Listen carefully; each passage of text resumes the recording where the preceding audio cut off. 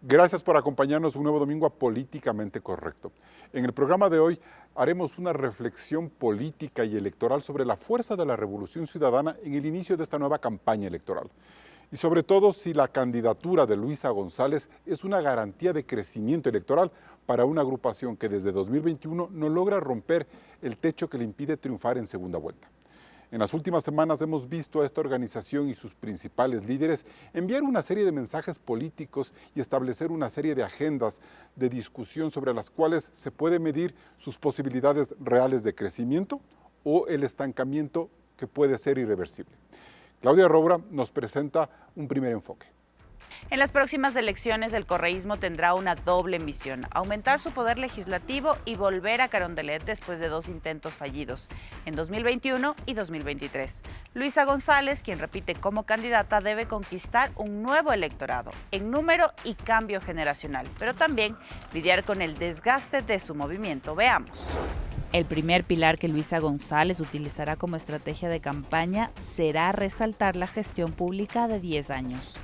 El correísmo, dicen ellos, ya demostró que sabe cómo gobernar y que por eso entre 2007 y 2017 se logró un Ecuador con mejores niveles de seguridad, educación y desarrollo económico, algo que a otros mandatarios les ha costado igualar. Sin embargo, ese pasado choca con varios escándalos de corrupción que han golpeado a los líderes de esa época. Odebrecht, casos sobornos, reconstrucción de Manabí, los helicópteros Truff, las preventas petroleras, son solo algunos de los procesos que la justicia abrió contra el régimen correísta. Y que en la necesidad de esquivar procesos y sentencias, el correísmo hizo del juicio político a la fiscal Diana Salazar un motivo de guerra que lo ha desgastado. En campaña, Luisa González presentará la idea de la gobernabilidad apelando al voto nostalgia. Por eso están de regreso figuras como Ricardo Patiño o Diego Borja, como señal de volver al consenso nacional que logró la Revolución Ciudadana en Montecristi. El problema es que los cuestionamientos a esos liderazgos no se han superado. Por eso, la unidad de las izquierdas no se concretó, porque las bases indígenas y sindicales del país pidieron a sus representantes no juntarse al correísmo, que por el contrario es la única fuerza desde 2006 con peso electoral. El correísmo hablará de un país moderno y de una verdadera participación ciudadana. Pero el respaldo a la dictadura de Nicolás Maduro prende demasiadas alertas sobre el verdadero propósito de la Revolución Ciudadana: gobernar 4 años o eternizarse en el poder. Carlos, aunque el correísmo tiene un núcleo electoral sólido, González debe superar los fantasmas del pasado para asegurar su victoria. Inicias el debate. Bien, muchas gracias, Claudia, por esa primera reflexión. Decio Machado, muy buenos días. ¿Es verdad, como muchos dicen, que este es el momento más difícil por el que atraviesa el movimiento Revolución Ciudadana? Bueno, yo creo que es un momento difícil para la izquierda en general en el Ecuador, ¿no? Me parece que los indicadores, digamos así, en general, hacen que de alguna forma haya perdido peso la identidad de las izquierdas en el Ecuador. Posiblemente mucho tiene que ver con sus errores propios, de las izquierdas en general, entre ellas el correísmo. Y mucho tiene que ver, evidentemente, con una política que ha puesto el punto de mira desde, digamos, los actores mediáticos hasta, digamos, los actores teóricamente autónomos del Ejecutivo, es decir, digamos, posicionando, como te decía, el punto de mira sobre estos actores, es decir, generando unas lógicas que tienen que ver con cierta criminalización y cierta adjetivización sobre elementos que no están claros. En la propia introducción que habéis hecho del programa, eso está ahí, ¿no? ¿Pretende el correísmo eternizarse tal? Bueno, pues eso no deja de ser una hipótesis sin fundamento. No, pues, pero ¿cómo porque no va a haber he visto fundamento? yo que hayan suspendido ningún proceso electoral en este país durante 10 años que gobernaron, y tú sabes además que mis disidencias con el correísmo vienen de muy lejos, sí, es decir, pero con independencia, digo, pero un hecho concreto fue que ellos tuvieron, mediática. pero hubo un hecho concreto de ellos de tener una reelección indefinida en una reforma política que no le hicieron vía consulta, sino con la fuerza de sus votos. Pero eso es una reelección indefinida, eso no es eternizarse en el poder. Una reelección indefinida es que el presidente puede presentarse cuantas veces quiera, y ganar, cosa que yo no comparto, pero que en muchos países democráticos existe, ¿no? Bueno, en Venezuela y en otros países que no son Venezuela. Ya, pero ahí hay un dato adicional, Decio. Cuando usted dice que la izquierda, o sea, es un momento difícil para la izquierda, ni siquiera los indicadores que la izquierda acusa a los gobiernos supuestamente neoliberales, de haber traído más pobreza, de que el sistema público no funciona, de que ha habido ineficiencia en la administración del sector público, no son suficientes como para fortalecer a la izquierda como tendencia y decir, por ellos hay que votar porque saben administrar el país. Yo creo que hay muchos errores en el marco, voy a hablar de la principal fuerza política en este caso, que es el correísmo, ¿no? Que es de lo que quieren ustedes tratar en este programa, por eso Sí. no perece, verás, porque no dejan, No, es yo decir, que entiendo. perezcan, es decir, ni los gobiernos que ha habido posteriormente, ni los medios de comunicación, porque lo tienen permanentemente el foco en eso. Gran parte de la subsistencia del correísmo como tal es responsabilidad de los actores medios. que teóricamente son antagónicos al correísmo, es decir, por darle vida permanentemente. Yo creo que hay un error ahí, efectivamente, y es que lo que hemos tenido son gobiernos, es decir, que, y eso sí se decía, yo creo que adecuadamente en la introducción, no han igualado los indicadores, es decir, que tuvo el correísmo en su momento de gloria, porque tiene altos y bajos el correísmo, pero me parece que efectivamente eso no se ha sabido optimizar, digamos, desde el discurso político de las izquierdas. Hacemos ahí una pausa. Gabriel Hidalgo, entonces, ¿hay manera de medir el desgaste del correísmo en este momento histórico? Yo voy a hablar en términos de las fuerzas políticas históricamente actuando en la escena electoral desde el retorno democrático. Puedo decir que el correísmo no lo inventó Correa ni lo inventaron los correístas, es una fuerza que al margen de sus etiquetas está asociada con los populismos, algunos más blandos, otros más autoritarios, que se retrotraen a la época Más de que Velasco. de izquierda, más es populista. Es populismo, Ya, claro. ok. Ahora se sitúa en la izquierda pues porque han encontrado ahí un nicho, un relato, un diálogo, y eso es lo que hay en términos del correísmo, pero antes era el velasquismo, era Averroes Bucaram, era Asad Bucaram, era Neptali Bonifaz, era, bueno, podemos irnos muy atrás, Ya. Entonces, en el 2006, en la segunda vuelta, llega Rafael Correa, irrumpe, le gana a Álvaro Noboa, Correa obtiene el 23%, apenas por debajo de Noboa, con el 27%, y en la siguiente elección escala al 57 en el 2009. Ajá. Perdón, sí, en el 2009. 51. Y luego al 52, sí, y luego escala al 57. Y es el mejor momento en el 2013, el mejor momento, ¿no? Y luego cae con Lenín Moreno, ¿no? Y ahí se produce un fenómeno, digamos, que no se ha reproducido nuevamente, que es recuperar la fuerza electoral que tuvieron. Gabriel, las cifras las vamos a analizar más adelante porque tenemos una pieza para que nos vayas acompañando. Pero lo que quisiera ver en este momento es, ¿ese desgaste que tú apuntas es sostenido? ¿No tiene forma de levantarse? No tiene forma de levantarse qué? porque no han recuperado el Estado, porque no tienen el Estado y porque el Estado no es tan solvente en términos de financiar políticas públicas de inclusión y de bienestar. No tienen el Estado. Y como no tienen el Estado, pues no pueden actuar en esa arena. ¿En qué arena sí actúan? Actúan en la arena electoral, en la arena de la oposición, y se han mantenido en el orden del 34-35% con Andrés Arauz, con Luisa González. Yo digo como hipótesis que lo que hacen ahora, con más recursos, es intentar conseguir los mismos resultados. Más recursos, los mismos resultados. ¿Qué es lo que dice históricamente? Que podrían caer al segundo lugar y el segundo lugar está en el orden del 25%, con lo cual ese 35% que históricamente corresponde en promedio a los actores que consiguen la primera votación, lo ocuparía otro actor. En ese sentido, Tatiana, buenos días, bienvenida. ¿Podríamos decir que el correísmo está leyendo este momento y por eso recurre, por ejemplo, a viejas figuras, a figuras iniciales como Ricardo Patiño, para que fortalezcan quizás sus bases? Creo que lo primordial aquí es entender que el correísmo durante muchos años ha estado luchando no tanto para la primera vuelta, sino para la segunda vuelta. Es decir, la estrategia alrededor, si lo podemos llamar así, ha estado delineada a este sentimiento de que sí o sí entran en primera vuelta. Este escenario ahora es distinto y las figuras que nosotros ahora podemos ver en relación a las listas de la Asamblea Nacional tiene mucho que ver con recuperar el liderazgo legislativo, que es algo que el correísmo ha perdido. Y si nosotros nos instauramos... ¿En qué sentido ha perdido, Tatiana? Porque siguen siendo la primera fuerza. Es decir, sí. La calidad, dice usted. Más que la calidad, claro, siguen teniendo un número significativo en la Asamblea Nacional, siguen siendo la primera fuerza, pero ese liderazgo legislativo que tuvieron en su auge como correísmo ya no lo tiene. Y tener a un Ricardo Patiño en la lista que fue un político que manejó en su momento, supo manejar los intereses de la Revolución Ciudadana, pensando en eso, por supuesto, es sumamente importante. Por eso el volver a recuperar esas figuras, que está muy ligado, por supuesto, a la narrativa de volver a y tratar de instaurar el qué pasó. ¿Y eso hace sí 10 puede años. tener resultados? ¿Sí les puede dar resultados eso?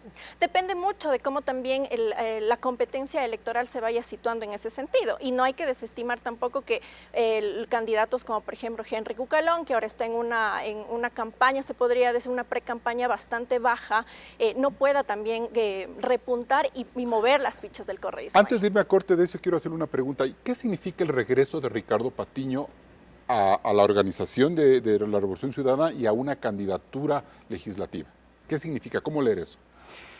No sé, a mí me sorprende, la verdad, quiero decirte, porque me parece que la disputa hoy, el problema que tiene el correísmo hoy es que los jóvenes, es decir, visualizan el correísmo exactamente igual que el resto del ecosistema político nacional, es decir, que el establishment político para ellos es todo igual, es decir, da igual que seas correísta, que sea otra cosa, y por lo tanto poner a Patiño ahí, que es una imagen, digamos, del pasado, como que estratégicamente no tiene mucho sentido. Más parecería, y esto es una hipótesis, que responde a lógicas orgánicas, ¿no? Se necesitan un responsable en la asamblea que ponga orden en la bancada, posiblemente porque si no hay un resultado electoral positivo para el correísmo, cuando digo positivo me refiero a que ganen estas elecciones, es muy posible que existan tensiones internas. Perfecto, bien, nos vamos a un primer corte comercial, seguimos aquí en Políticamente Correcto. Hacemos una primera pausa en la mesa de Políticamente Correcto y enseguida regresamos con más del análisis electoral. Luisa González, ¿podrá romper el techo electoral del correísmo? No se desconecte, regresamos con más.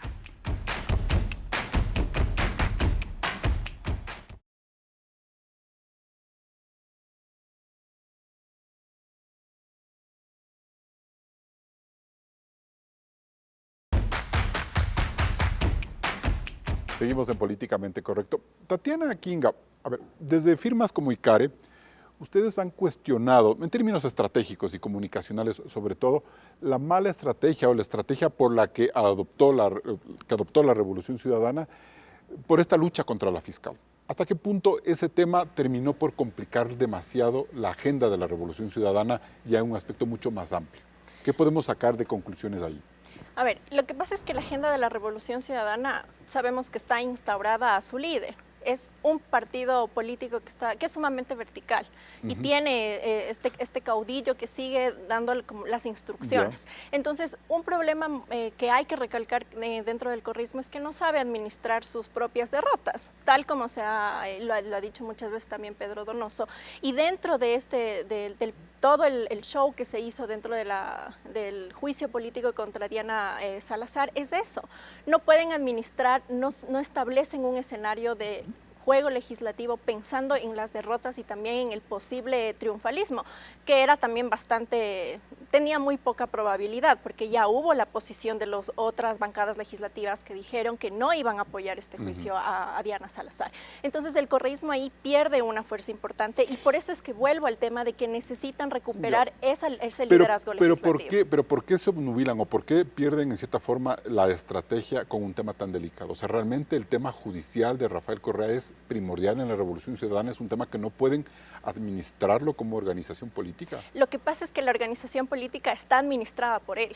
Entonces, y no nos vamos muy lejos, también si esto lo hacemos algo comparable con el tema de la posición respecto a lo sucedido en las elecciones de Venezuela, también es instaurar esa narrativa de que están en una misma línea. La vocería de la bancada del correísmo también está instaurada a la agenda de Rafael Correa.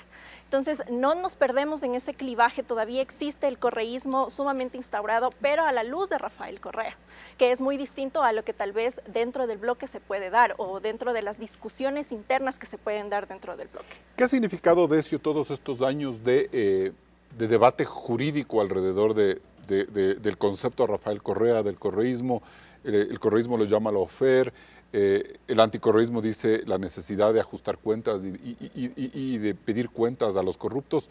¿Cuánto le termina desgastando o fortaleciendo la Revolución Ciudadana estos años? Verás, yo creo que en las lógicas de polarización quien gana es quien ocupa el centro, ¿no? Y me parece que políticamente este país está en una dinámica de polarización permanente, es decir, que inició con el proceso de la Revolución Ciudadana, por un lado, y que luego los gobiernos posteriores han ido repitiendo desde el otro lado. ¿Esto qué ha hecho? Ha hecho, como te decía en la intervención inicial, creo que fue, es decir, que por un lado el correísmo en sí, es el liderazgo carismático de Rafael Correa, etcétera, en ese concepto en concreto no perezca, es decir, se mantenga ahí permanentemente en la política, pese a que el hombre lleva 7 años como a unos 8.000 kilómetros de aquí, ¿no? Es decir, que pero a un clic de distancia. Sí, pero 8.000 kilómetros. Fíjate que poco le dice esto a favor de los líderes políticos que actúan en la realidad nacional, es decir, que un tipo a 8.000 kilómetros tenga la capacidad de incidencia y de implantar la agenda política nacional, que es lo que le lleva haciendo hace 7 años y pico el correísmo. Los líderes políticos ecuatorianos deberían mirarse un poquito, ¿no? Es decir, porque es un déficit notable. Todos los líderes políticos. Todos, es decir. En segundo lugar, me parece que hay un elemento que es fundamental, y es... A ver, quiero decir, yo creo que el correísmo ha envejecido como digamos, apuesta política. Sí, más allá de que la puedas vincular con los viejos populismos, es decir, de mediados del siglo pasado, es decir, que además fueron populismos que industrializaron, estos populismos reprimarizaron, verás, las economías latinoamericanas. Pero lo que voy en concreto, o sea, quiero decirte que ni siquiera generaron clase obrera, para hablar en términos de izquierdas. Pero lo que te quiero decir en concreto es que me parece que esa vigencia del correísmo está ahí, es decir, es la organización política con mayor músculo, con mayor capacidad organizativa, es la única organización política orgánica de este país y es la única bancada donde son contados las camisetas que se giran, es la que menos se fracciona. Claro, quiero decir, ¿y eso por qué? Porque tiene solidez. Entonces, ignorar eso, es decir, es como no querer ver la realidad. Entonces, me parece que cuando uno hace un análisis de la coyuntura, las análisis de coyuntura tienen una metodología, no es una cosa de opinar cualquier cosa, ¿sí? Entonces las metodologías consisten en proyectar escenarios y pesos de actores, es decir, y con eso componer una dinámica tal. Yo digo, el correísmo está vigente, se disputa la presidencia de la República en febrero del 2025, y la mayoría legislativa siempre. Y la mayoría legislativa también, y hay que ver qué pasa, es decir, porque... Y aquí termino, Carlos, me parece que el nivel de deterioro que tiene el gobierno actual, que se parece mucho a los niveles de deterioro de los gobiernos anteriores en el primer año, o sea, 81% de popularidad en febrero, 30 y pocos en este momento, hagan ustedes la cuenta, le quedan 5 meses a esto, cuando lleguemos a febrero, estas elecciones están abiertas, y cuando digo abiertas, digo, están abiertas para el correísmo, están abiertas para otras tendencias, como pueden ser Jan Topic u otros actores, es decir, que se van a disputar ¿Usted siente que ahorita Noboa está en la misma fase de desgaste de Lasso y de Moreno? Absolutamente, si no, no entenderías cosas tan antitécnicas como regalar dinero a través de la tarifa de la luz en pleno proceso electoral. Es la consecuencia de eso, Carlos. ¿Quién es más vulnerable en este momento, Luisa o Noboa? Pues evidentemente quien está en el nivel de exposición de poder tiene un nivel de vulnerabilidad mayor, evidentemente porque está su gestión en evaluación. Luisa no está gestionando el país, ¿no? Gabriel, volviendo un poco al tema inicial que hablábamos con Tatiana, el factor impunidad, la OFER, ¿cómo le ha pasado factura a la Revolución Ciudadana? Gran parte del relato en los medios de comunicación está diseñado o está enfocado en el círculo rojo de la política, ¿no? Los periodistas, quienes consumen los noticieros, los analistas, los consultores, los tal. Ajá, pero me parece que esto no le interesa a la gente en la calle. A la gente en la calle le interesa la seguridad, que haya empleo, que haya tal. Entonces, eso más bien, ese tipo de conceptos están dirigidos a otro tipo de debate. No es un factor que le perjudique a Luisa González, es decir, pero si se han pasado 4 o 6 años defendiendo la correa de los juicios o enfrentándose a la fiscal, eso no pasa factura. No, personalmente yo creo que no. E incluso pienso que gran parte de lo que se dice en ese sentido es para alimentar la lealtad de la militancia a nivel interno. Porque como no hay Estado para repartir, y eso lo hemos conversado, entonces empieza el proceso de desgranamiento. A mí me parece que el proceso de desgranamiento es una realidad. Está sucediendo paulatinamente, poco a poco, hay que averiguar. Pero de eso dice que no, y creo que tiene razón, porque se ve muy sólido al correísmo. Yo coincido absolutamente, pero en el mediano plazo, en el largo plazo, se irá viendo que si no logran conseguir el Estado, porque son un partido de Estado, si no logran conseguir el Estado para repartirlo, pues entonces va a continuar el desgranamiento. O sea, no es lo mismo no conseguir el Estado que tener mayoría parlamentaria, no es lo mismo. No, para nada. Apenas tienen unos legisladores, pueden condicionar la producción de la política pública, pero no pueden condicionar el funcionamiento del Estado en términos de distribución de recursos. ¿Por qué el Partido Social Cristiano sí se contenta con tener un bloque legislativo y la Revolución Ciudadana necesita el Estado, el poder? El Partido Social Cristiano responde a otra lógica. Ellos tienen más o menos entre el 12 y el 14% de los resultados electorales en las legislativas.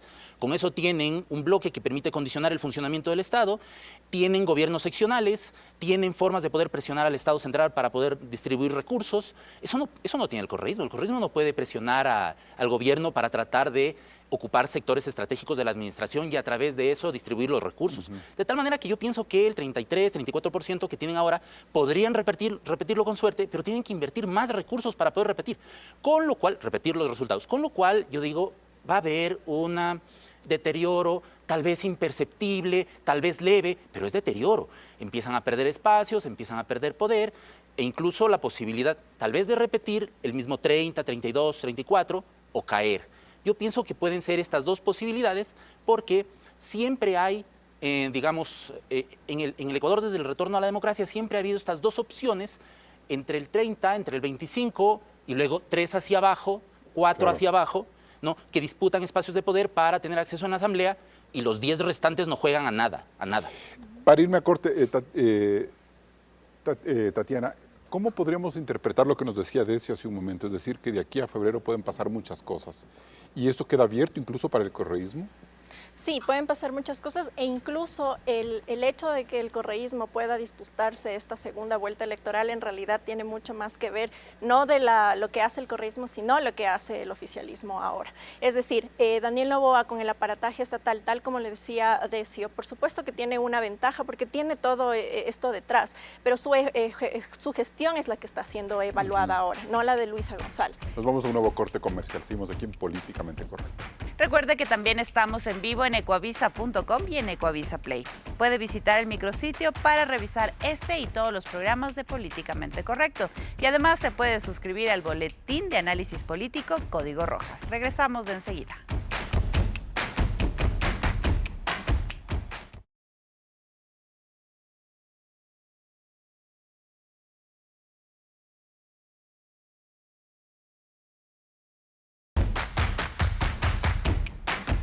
Carlos, la mejor forma de medir la fuerza del correísmo es tomando en cuenta el apoyo que esta corriente ha recibido en primera vuelta en las 6 elecciones presidenciales en las que ha participado, en la constituyente de 2007 y en las 5 legislativas posteriores.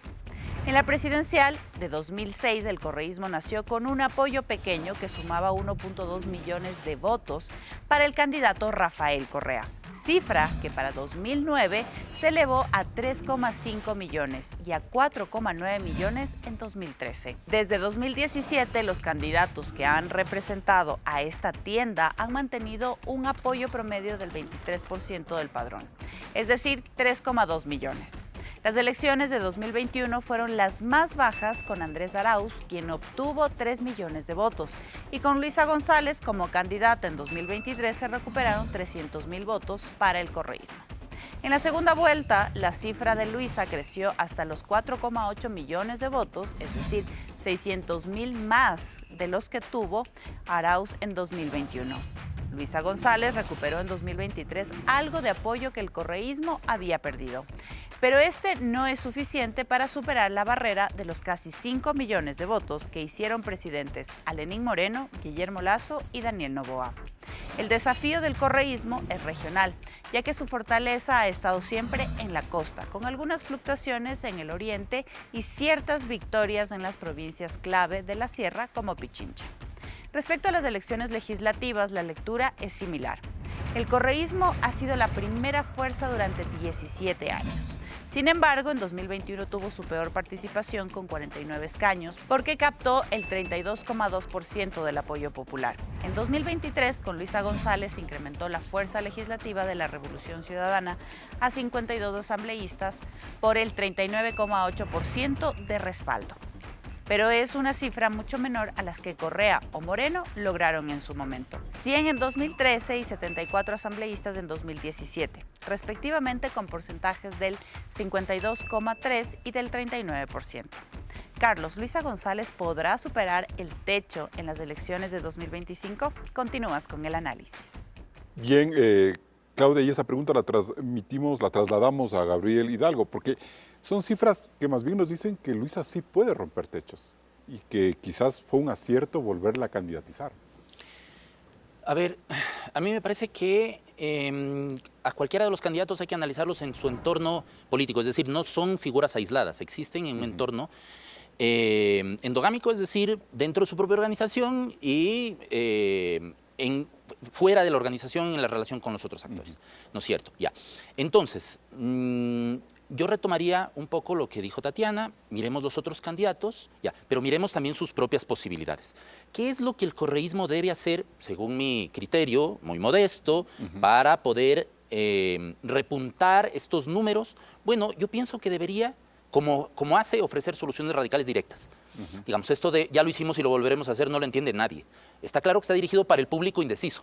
A ver, para todo esto el 70% del electorado a días de la elección no sabe por quién votar. No sabe por quién votar y hay un pequeño porcentaje que es a partir del cual se proyectan todos los resultados. Con lo cual no hay esto del 30% del voto duro, eso no existe. Eso es una cosa que permite explicar que hay un resultado predecible con el tiempo. Con lo que podría arrancar el correísmo es con entre el 5 y el 10%, que es un montón. Los demás arrancan con 0. Y va creciendo aritméticamente. Va creciendo. ¿Por qué crece aritméticamente? Pero finalmente nunca baja del 30.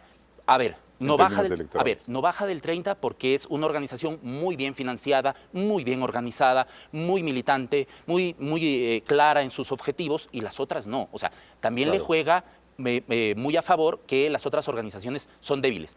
Y en este momento, perdón, un paréntesis, y en este momento ADN de Daniel Noboa no logra mantener esa misma fortaleza de organización que tiene la Revolución Ciudadana. Ese es el desafío, que los otros candidatos, Daniel Noboa, Topic, Cucalón, no se me ocurre alguien más, tengan la capacidad de, por ejemplo, tener grandes despliegues de movilización en la población. Vamos a ver, Ecuador es el país... con el Estado. El Ecuador es el país más densamente poblado. Con más de 17 millones de habitantes, tiene 13 millones de electores, que están 1 de cada 5 en la cuenca del Guayas. ¿Qué es lo que va a hacer cada uno para llevar una movilización tan potente, porque son costosas estas movilizaciones, tan potente para poder conseguir la mayor cantidad de votos ahí, por ejemplo? ¿En qué parte de la Sierra Central? ¿Cómo se van a movilizar? Ese tipo de respuestas tienen que plantearse más allá de comer encebollados ahí en los TikTok y esas cosas. ¿Y eso se le hace más fácil a la Revolución Ciudadana? Eso se le hace muy fácil, pero ¿qué se le hace difícil a la Revolución Ciudadana? Tener acceso con, digamos, coaliciones con sectores progresistas. Ya no fracasó la unión de las izquierdas, ahora me parece que el gran desafío es tener acceso a las organizaciones de la sociedad civil vinculadas con la izquierda progresista para poder darle potencia a su propuesta. En ese sentido, Tatiana, ¿cómo se le mira a Luisa González en torno de estos resultados? Es decir, logra 300,000 votos más que Arauz en primera vuelta y 600,000 más en segunda. Es decir, aparentemente es una candidata más exitosa. Es decir, ¿fue un acierto repetir con ella la candidatura? Sí, lo vemos en términos un poco más electorales, haciendo comparación en que, y tal como lo mostraron en el speech, que el correísmo no tiene una fuerza en la Sierra Central sobre todo. Sí hubiese sido una mejor opción pensar, por ejemplo, en Paola Pavón, que ella sí tiene un trabajo más articulado en esta sierra y que el voto duro del correísmo sí está en la costa, en Manabí. Ahora, sí pero la costa sí votaría por Paola Pavón. Pero es el voto duro. O perderías Pero ese es el voto duro del correísmo. Y es más, yo creo, y ahí discrepo un poco con Gabriel, yo creo que esta alusión que está haciendo ahora el correísmo a los 10 años anteriores no está tan destinado a ese porcentaje indeciso, sino más bien está justamente tratando de fortalecer ese voto duro que tienen, sino más bien va por esa lógica. Ahora, sí es un acierto que Luisa González está encaminada como la primera figura principal, uno por coherencia respecto a las elecciones anteriores. Es una carrera política, ¿no? Exacto, Claro. es una carrera política, porque cuando se candidatizó por primera vez sí era una persona de la que no se conocía mucho sobre su camino político, pero ahora sí ya tiene una presencia. Pero ¿sabe qué, Tatiana? importante. Tuvo una habilidad, Luisa González, rompió esquemas, es decir, mientras Arauz se quedaba en la lógica de lo que Decio decía hace un momento, de la polarización, del enemigo, ella tuvo la habilidad y la valentía de decir, no, yo rompo esos esquemas, y fue a los medios de comunicación, a los debates y todo, y le dio como frescura a la Revolución Ciudadana. Y ahora eso me parece que es positivo. Y ahora también, cuando fue la reunión de las izquierdas, fue exactamente lo mismo. Estuvo Luisa González en esta presencia, liderando esta representación del correísmo, y más allá de que haya tenido o no frutos la reunión con esto, sí hay que entender que ella está tratando de articular, no polarizar, manejar la estrategia de la polarización, pero no como lo hacían hace 10 años, bajo el liderazgo de Rafael Correa, que es importante, porque la polarización sigue siendo parte de la estrategia del correísmo y es lo que le ha funcionado. Decio, ¿por qué no funcionó la alianza de las izquierdas en torno a Luisa González y en torno al correísmo en este proceso, en estas últimas semanas? O sea, yo creo que el correísmo no tuvo intención de generar ninguna alianza, O sea, ¿no? no era quiero simplemente decirte que en show. un proceso donde había rupturas como las que había en las izquierdas y heridas sin cicatrizar, tú no solucionas eso, es un proceso un mes antes de tener que escribir las candidaturas, que es cuando empezó esa O sea, fue mucha negociación. comodidad de la Revolución Ciudadana. No, Vénganse, yo creo que únanse fue con una nosotros. estrategia, y me parece que como estrategia política es acertada. ¿Qué le falta al correísmo para ganar las elecciones? O sea, en segunda vuelta, 3 puntos.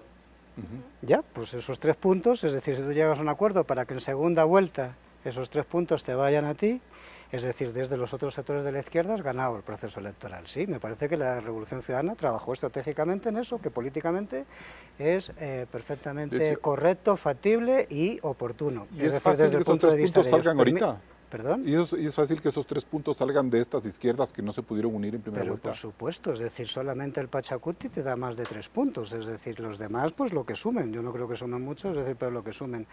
¿Qué quiere decir eso? No va a haber un voto integral de todo el Pachacuti porque efectivamente hay disidencias en el movimiento indígena con respecto a esto, igual que las hay en otros sectores, pero con que sumen 3 puntos están ganando las elecciones y repetimos porque, es decir, las izquierdas en aquel momento no se hizo un proceso de estas características, y acuérdate que se hicieron cosas tan absurdas desde el punto de vista de las izquierdas, es decir, ideológicamente hablando, como llamar al voto nulo ideológico que permitió que un banquero, es decir, administrase el país de la forma que lo administró, que es la demostración palpable de que la ineficiencia llevada al summit es igual que el sabotaje, ¿no? Es decir, esto fue lo que pasó con este país, 23? Muertes, violencia, una economía quebrada, esos indicadores sociales deteriorados, etcétera.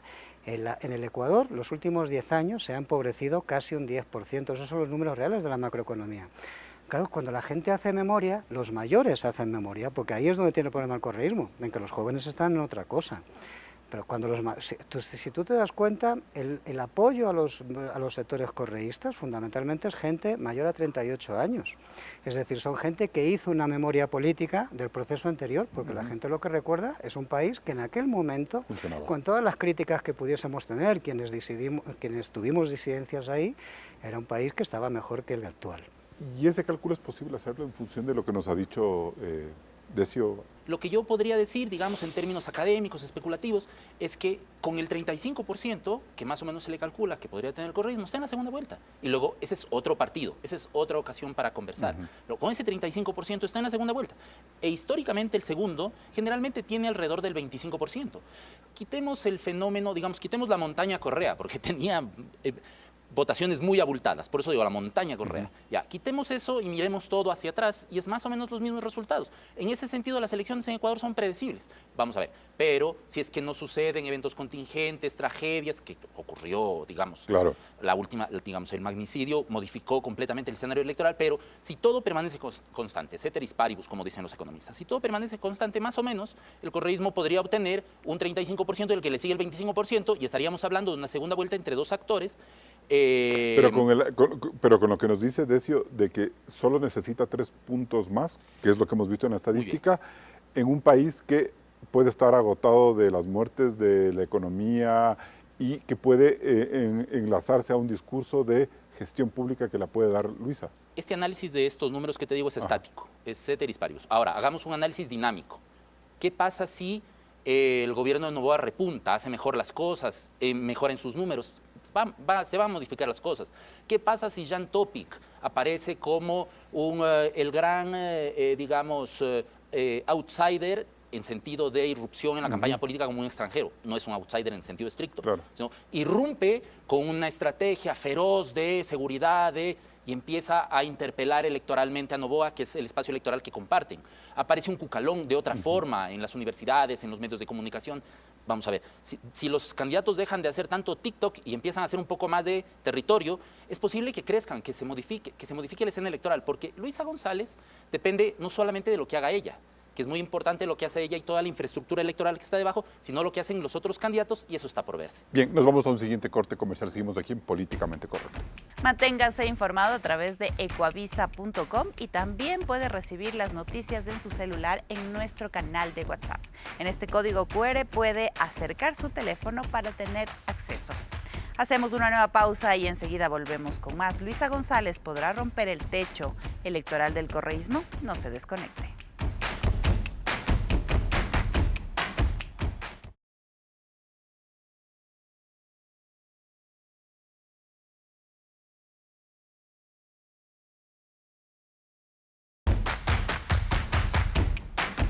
Bien, seguimos en Políticamente Correcto. Decio Machado, usted quería hacer una contrarréplica a lo que decía Bueno, Gabriel. un apunte nomás, ¿no? Sí. Es decir, me parece que Gabriel plantea una cosa que como que es una cosa así como estática y no lo es. Perdón, que es decir, que no es previsible y a mí me parece que sí lo es. Verás, lo que pasó en las últimas elecciones es, si uno tira una moneda 1000 veces arriba, hay una vez que te cae de pie. Es decir, entonces, me parece que lo que asistimos fue a un fenómeno absolutamente transversalizado por un factor exógeno a la campaña electoral, que es el asesinato de Fernando Villavicencio. No tiene otra explicación, es decir, los resultados anteriores. Es decir, Noboa supo entender el espacio vacío que dejó la polarización, ¿eh? Cuando todos los que estaban por el centro, los Topic, los Otto Sonnenhorst, los Jacu Pérez, no sé qué, es decir, después del asesinato de Villavicencio se pusieron a polarizar con el correísmo, el que no se movió del sitio fue Noboa y eso hizo que su crecimiento en los últimos 12 días fuese espectacular. Tenía los mecanismos tecnológicos para entender la escucha social que se estaba dando, para entender el ánimo, el humor de la sociedad, etcétera, y entendió eso y sus asesores supieron qué tal. Y eso es un mérito de Noboa. Ahora bien, es decir, eso no pasa siempre, claro, tenemos una sociedad violenta, podría pasar cualquier cosa en la campaña electoral, pero si eso no es así, si es una campaña electoral que se transversaliza, digamos que no está transversalizado por factores que son fuera de lo que es la disputa electoral, esto está contado. Hay 3 actores con posibilidades de ganar estas elecciones, pero eso te lo dan los márgenes de agrado y desagrado, porque las encuestas no se leen por a quién le van a votar, cuál es su intención de voto 5 meses antes, eso no vale para nada, es antitécnico, de hecho, incluso hacer esa pregunta en cualquier encuesta, es perder el tiempo.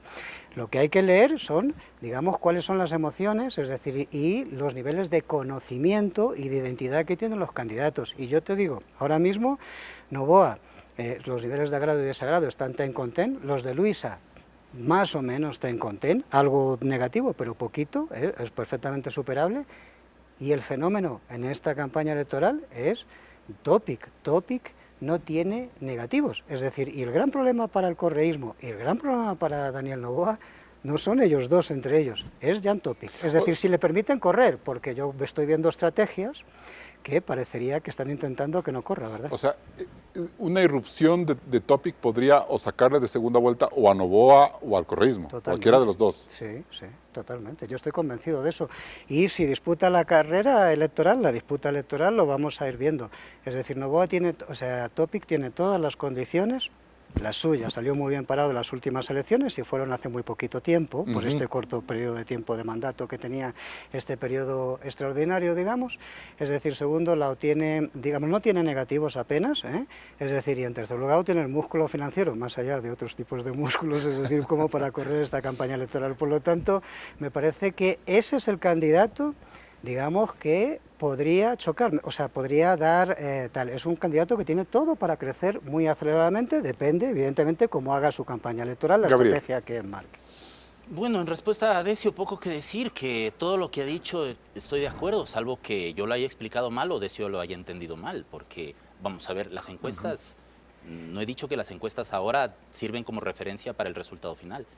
He dicho que los números son aproximaciones estáticas, he dicho que hay que mirar el comportamiento de los actores, he dicho que Topic puede modificar la escena electoral, he dicho que todo está en juego.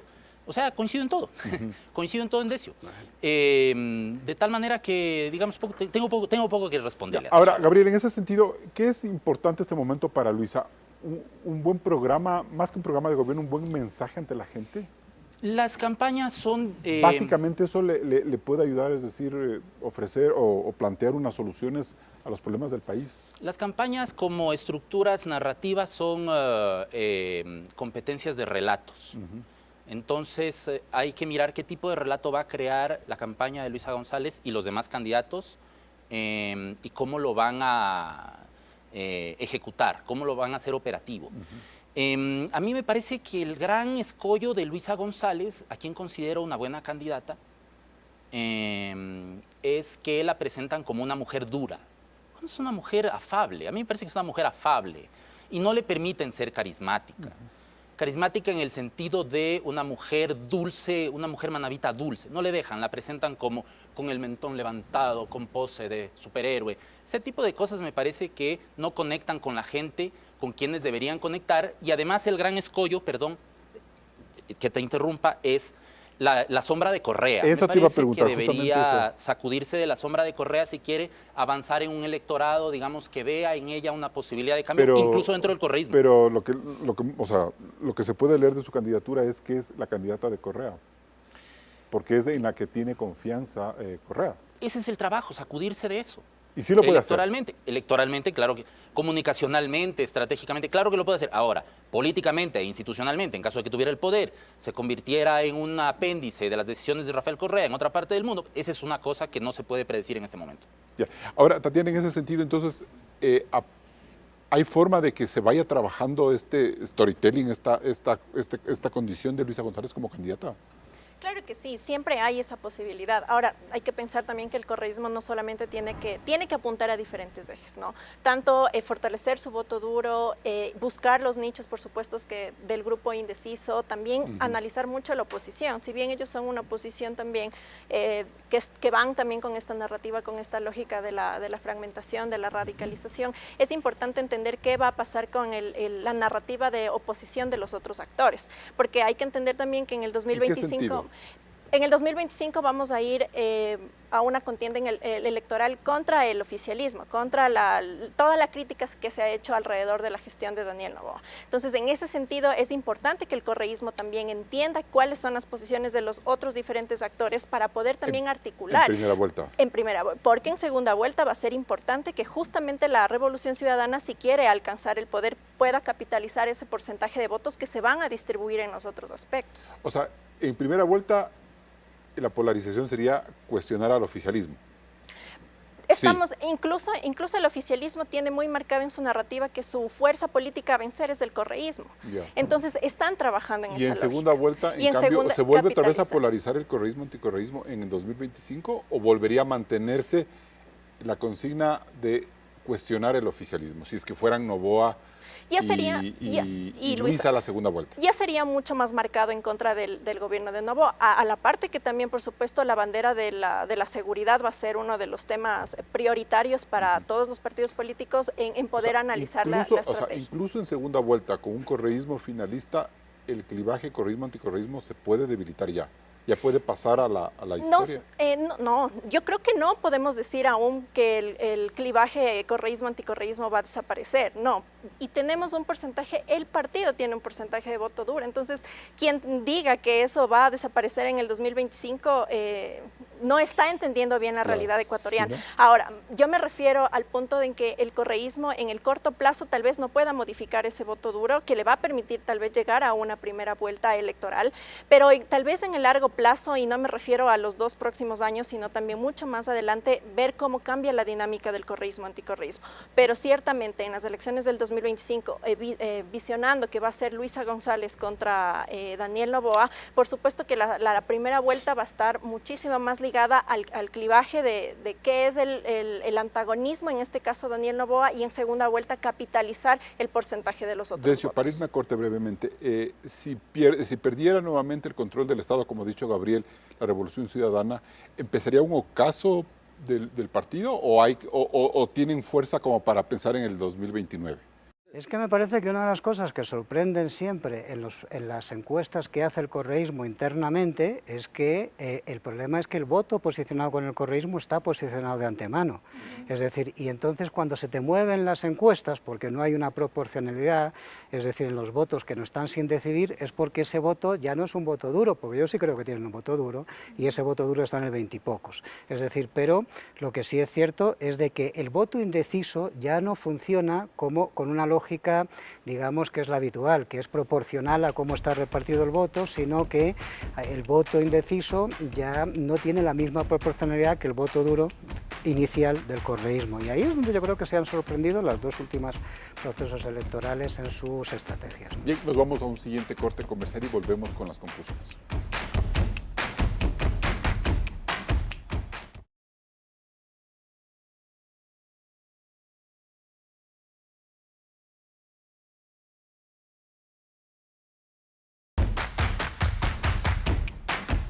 Entramos en la etapa de conclusiones. Gabriel Hidalgo Andrade, ¿es políticamente correcto suponer que Luisa González esta vez sí romperá el techo de crecimiento del correísmo? Es políticamente correcto creer que tiene todas las capacidades políticas, electorales, partidarias, personales para romper, pero no va a romper, porque tiene otro tipo de restricciones internas que le van a impedir ser ella misma. Esto ya ocurrió en la campaña de Andrés Arauz, no se le permitieron algunas licencias que le permitieran ser un candidato autónomo y plantearse una estrategia política de crecimiento, y por tanto, digamos, es predecible para mí creer que esto va a ocurrir con Luisa González, con lo cual la búsqueda del 35%, del 30% o incluso menos va a ser la meta del correísmo a nivel electoral. Tatiana Kinga, su conclusión. Es políticamente correcto considerar que el correísmo tiene una alta probabilidad de poder participar en la segunda vuelta de la contienda electoral. Eso significa que su narrativa y su discurso tiene que estar orientado a diferentes sectores. Rafael Correa sigue siendo el pro y la piedra en el zapato para el correísmo. Decio Machado, ¿qué es lo políticamente correcto? Yo creo que es políticamente correcto entender que el correísmo es un actor más en disputa dentro de la cartografía política nacional y que tiene todo el derecho y todas las condiciones como para aspirar a ganar las próximas elecciones, si lo hace bien, o para volver a salirse en la curva si lo hace mal, porque yo creo que lo han hecho mal en las dos últimas anteriores. En este sentido me parece que tienen las condiciones, y va a depender de a quién dirijan el discurso y cómo lo hagan, es decir, para superar lo autorreferencial y plantear una agenda política que sea para el bien del común del país. Y bien, como hemos visto la mañana de hoy, el correísmo afronta quizás su batalla electoral más importante, porque lo que está en juego no solo es el control del poder, sino la urgencia de mantenerse vigente los próximos años. Este no es un desafío menor, puesto que en la necesidad de recuperar a Rafael Correa como un caudillo presente, la Revolución Ciudadana perdió las agendas nacionales, enfrascándose únicamente en la solución de los serios problemas legales de Rafael Correa y sus más cercanos colaboradores. Es claro que a esta fuerza política le hace falta un trabajo sobre proyectos más amplios y con sentido de futuro para conquistar nuevos seguidores que miran con mucho recelo, por ejemplo, el autoritarismo y la impunidad. Por eso habrá que sentir el ritmo que Luisa González dé a su candidatura para saber si más allá del marketing electoral hay una propuesta genuina de renovación. El momento es complejo y a pesar de que el correísmo puede sentirse satisfecho por lograr un sólido bloque legislativo, la tarea a futuro será mantener la cohesión interna en caso de que pierdan la presidencia y Correa se vuelva un fardo más difícil de cargar. Hasta el próximo programa. Con estas reflexiones cerramos este debate de Políticamente Correcto. Recuerde que puede escucharnos en Spotify en la lista de reproducción. Nosotros nos volvemos a encontrar el siguiente domingo. Manténgase con la señal de Coavisa.